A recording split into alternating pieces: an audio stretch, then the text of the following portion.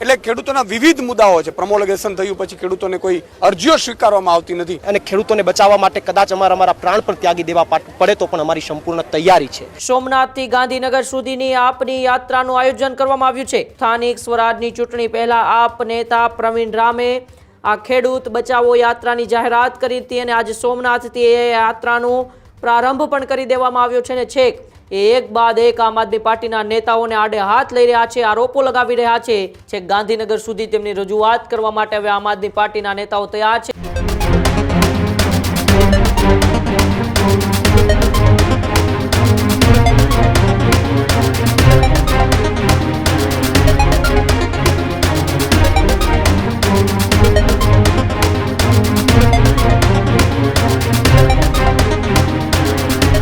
મહત્વપૂર્ણ સમાચારોની સાથે તો હળદરનાએ કડદાકાંડમાંથી જેલમાંથી છૂટ્યા બાદ આપ નેતા પ્રવીણ રામ હવે લડી લેવાના મૂડમાં જોવા મળી રહ્યા છે। સોમનાથથી ગાંધીનગર સુધીની આપની યાત્રાનું આયોજન કરવામાં આવ્યું છે। આપની પરિવર્તન લાવો ખેડૂત બચાવો યાત્રા એ સોમનાથથી શરૂ થવાની છે।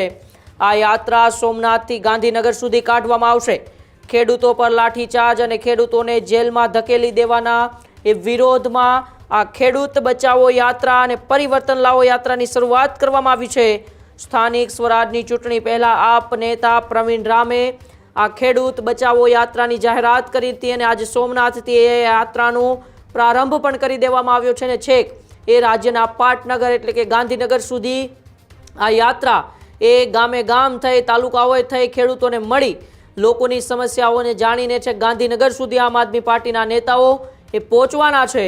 હળદરના એ કડદાકાંડ બાદ 108 દિવસનો જેલવાસ ભોગવ્યા બાદ પ્રવીણ રામ એ જેલમાંથી બહાર આવ્યા। ત્યારબાદ તેમના સાથી રાજુ કરપડાના રાજીનામા બાદ ક્યાંક ને ક્યાંક આમ આદમી પાર્ટીમાં એક નવી ઉર્જા પૂરવાનો પ્રયાસ કરવામાં આવી રહ્યો છે।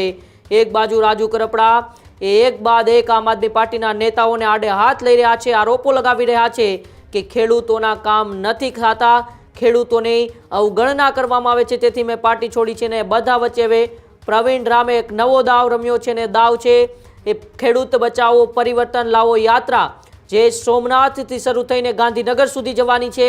ખેડૂતો ઉપર જે લાઠીચાર્જ થયો કડદાકાંડ દરમિયાન, ખેડૂતોની જે જેલમાં ધકેલી દેવામાં આવ્યા, તેમની જે માંગણીઓ હતી એ માંગણીઓને પૂર્ણ કરવામાં ના આવી, આવા તમામ મુદ્દાઓને લઈને સાથે સાથે એ જ્યારે પણ જે વિસ્તારોમાંથી એ આ ખેડૂત બચાવો યાત્રા નીકળશે ત્યારે ખેડૂતોને મળશે, ખેડૂતોની સમસ્યાઓ જાણશે અને પછી છે ગાંધીનગર સુધી તેમની રજૂઆત કરવા માટે હવે આમ આદમી પાર્ટીના નેતાઓ તૈયાર છે। ત્યારે આજે એ સોમનાથથી જ્યારે ખેડૂત બચાવો પરિવર્તન લાવો યાત્રાની શરૂઆત કરવામાં આવી ત્યારે એ પ્રવીણ રામ, પ્રદેશ પ્રમુખ ઈસુદાન ગઢવી સહિત પ્રદેશના મહામંત્રી મનોજ સોરઠિયા અને મોટી સંખ્યાની અંદર આમ આદમી પાર્ટીના કાર્યકર્તાઓ પણ આ યાત્રાની અંદર જોડાયા હતા। જોવાનું રહેશે કે સ્થાનિક સ્વરાજની ચૂંટણી પહેલા એ પ્રવીણ રામ અને આમ આદમી પાર્ટીની આ પરિવર્તન લાવો ખેડૂત બચાવો યાત્રા એ ગુજરાતની અંદર શું નવું પરિવર્તન લાવશે, શું ખેડૂતોનો અવાજ બનીને આવશે। આ જ પરિવર્તન યાત્રાની શરૂઆતમાં પ્રવીણ રામ અને પ્રદેશ પ્રમુખ ઈસુદાન ગઢવીએ શું કહ્યું, આવો આપણે તેમને બંનેને સાંભળીએ। આજે ભગવાન ભોળિયાનાથને પ્રાર્થના કરી છે અને જ્યારે જ્યારે આ ધરતી ઉપર કષ્ટ આવ્યું છે ત્યારે શિવ રુદ્ર સ્વરૂપે કોઈના કોઈ શક્તિથી આસુરી શક્તિઓનો નાશ કરીને દેવી શક્તિઓની વિજેતા કરાવડાવે છે। એટલા માટે ખેડૂતો ઉપર ખૂબ અત્યાચાર થઈ રહ્યો છે। 54 લાખ ખેડૂતો મારા પીડાઈ રહ્યા છે, એમના પરિવારો પીડાઈ રહ્યા છે। ચારે બાજુથી ખેડૂતોને લૂંટ કરવામાં આવે છે, ભાવ નથી મળતા, એને સિંચાઈની વ્યવસ્થા નથી મળતી, વીજળીના નામે લૂંટે છે, એના ઊભા પાકમાં વીજ થાંભલાઓ અને હાઈ ટેન્શન લાઈનો નાખીને હેરાન પરેશાન કરવામાં આવે છે। ખેડૂતોને ખાતરને બિયારણ મળતું નથી, ખેડૂતોને પાક વીમા યોજના મળતી નથી। એટલે ખેડૂતોના વિવિધ મુદ્દાઓ છે। પ્રોમોલગેશન થયું પછી ખેડૂતોને કોઈ અરજીઓ સ્વીકારવામાં આવતી નથી, આવા ઢગલાબંધ મુદ્દાઓ છે। અને તમે જોયું હશે કે ખેડૂતોના મુદ્દાઓને લઈને આમ આદમી પાર્ટીએ ખૂબ મજબૂતાઈથી અવાજ ઉઠાવ્યું। માનનીય પ્રવીણભાઈ રામ અને આગેવાનોએ જેલમાં ગયા, 108 દિવસ જેલમાં રહ્યા, છતાં પણ ખેડૂતોના મુદ્દા સોલ્વ ન થયા। ખેડૂતોના મુદ્દા સોલ્વ ન થયા, અમારે જેલમાં રહેવું પડ્યું એનું અમને વાંધો નથી। પછી નક્કી કર્યું છે આમ આદમી પાર્ટીએ કે આપણે ખેડૂતોના મુદ્દે ફરીથી આ મુદ્દા ઉપાડવાના છે। એટલે ભગવાન સોમનાથ મહાદેવના દર્શન કરી અને માનનીય પ્રવીણભાઈ રામ અને માનનીય મનોજભાઈ સોરઠિયાની આગેવાનીમાં યાત્રા વિવિધ વિધાનસભાઓમાં પસાર થશે સૌરાષ્ટ્રની અને 7 તારીખે રાત્રે એ પૂર્ણાહુતિ થશે અને 8 તારીખે ખેડૂત મહાસંમેલનમાં આ પરિવર્તન લાવો ખેડૂત બચાવો અભિયાનની પૂર્ણાહુતિમાં માનનીય અરવિંદ કેજરીવાલજી 8 તારીખે પણ પધારશે। એટલે આ વિવિધ ખેડૂતોના મુદ્દેની લડાઈ છે. આમાં તમે જોયું હશે કે જે રીતે અત્યારે ખેડૂતો પરેશાન છે, એપીએમસીમાં લૂંટ ચલાવવામાં આવે છે, ભાવ પૂરતા મળતા નથી, એમએસપી મળતી નથી, એમએસપીના નામે પણ કડદા કરવામાં આવે છે. એટલે આ વિવાદ મુદ્દાઓ છે અને આ યાત્રાની શરૂઆત છે. આ યાત્રા પૂર્ણ થયા બાદ આમ આદમી પાર્ટી બીજા વિસ્તારમાંથી બીજા દેવસ્થાનની પ્રાર્થના કરીને ફરીથી નીકળશે. એટલે સતત ખેડૂતોના મુદ્દે આમ આદમી પાર્ટી લડવાની છે.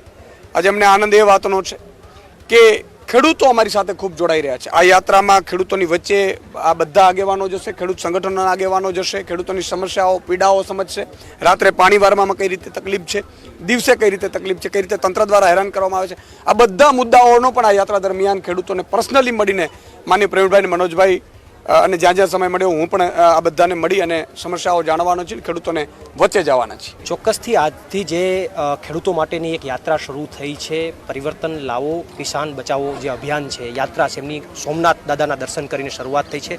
માનની સુદાનભાઈ ગઢવી, માનની મનોજભાઈ સોરઠિયા અને અમારા તમામ આગેવાનોની ઉપસ્થિતિમાં સોમનાથ દાદાના દર્શન કરી અને યાત્રાનું પ્રસ્થાન અહીંયાથી થાય છે. પણ મહત્વની વાત એ છે કે ભગવાન ચંદ્રએ પણ એમને જે શ્રાપમાંથી મુક્તિ મેળવવા માટે અહીંયા આવીને તપ કરેલું, ત્યારે અમે પણ અહીંયા સોમનાથ દાદાના દર્શન કરીને ખેડૂતોને જે પીડા થઈ રહી છે એ પીડામાંથી એને મુક્ત કરાવવા માટે એક તપ કરવા જઈ રહ્યા છે. સાથે સાથે વીર અમીરજી ગોહિલ હોય, કોળી સમાજના વીર વેગડા ભીલ હોય, એમણે આ સોમનાથને બચાવવા માટે પોતાના પ્રાણની આહુતિ આપેલી છે. આપણો ઇતિહાસ છે. ત્યારે ખેડૂતોને બચાવવા માટે અમે અત્યારે નીકળ્યા છીએ એમાંથી પ્રેરણા લઈને, અને ખેડૂતોને બચાવવા માટે કદાચ અમારા પ્રાણ પણ ત્યાગી દેવા પડે તો પણ અમારી સંપૂર્ણ તૈયારી છે. મને આનંદ છે વાતનો કે 108 દિવસની લાંબી જેલ કાપીને આવ્યા બાદ હું સૌ પ્રથમવાર આ યાત્રાના માધ્યમથી ખેડૂતોની વચ્ચે જઈ રહ્યો છું. હું લાંબી જેલ તો ઠીક છે, પણ મારા જિલ્લાની અંદર એને પણ સોમનાથ દાદાના દર્શન કરીને અહીંયાથી યાત્રાનું પ્રસ્થાન કરીને ખેડૂતોની વચ્ચે જઈ રહ્યો છું. એનું મને ખૂબ આનંદ છે, ઉત્સાહ છે. હું ગુજરાતના ખેડૂતોની વચ્ચે હું, માનની સુદાનભાઈ, માનની મનોજભાઈ, અન્ય અમારા તમામ નેતાઓ પણ ઉપસ્થિત રહેશે.